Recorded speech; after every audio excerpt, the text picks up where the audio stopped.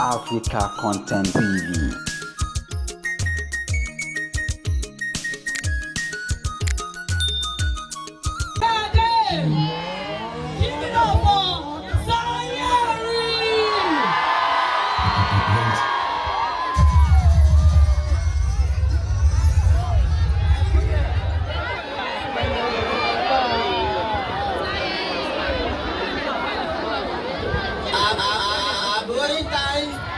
Afonja bless you.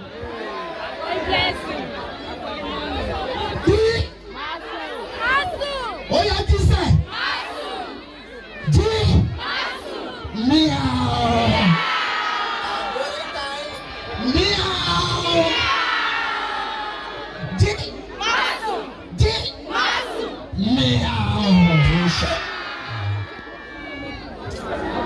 Somebody in the Abuki lady.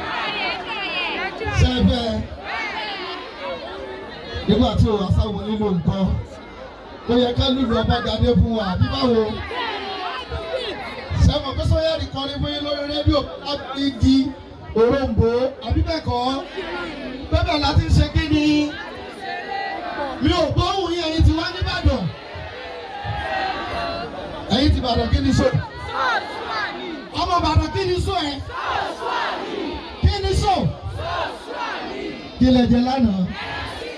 Kí lẹ jẹ lánàá? Kí la fi jókòó? Kí la fi jókòó? Ó dàbí ipò ti rẹ̀ wá. Ó rẹ̀ wá jù. Ó dàbí ipò rẹ̀ wá jù.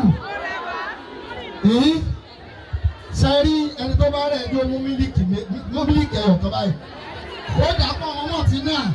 Méjì. Ògùn ẹ̀jẹ̀ tó ṣe kí ni? Ògùn ẹ̀jẹ̀ tó ṣe kí ni? Ògùn ẹ̀jẹ̀ tó yẹ sí.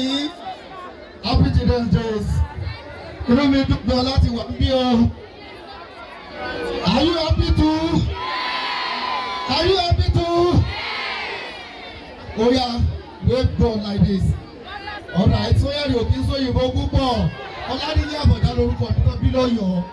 Ẹ mọ̀ pé gbogbo òyìnbó. Wọ́n bí lóko. Ó dàgbà sóko. Original.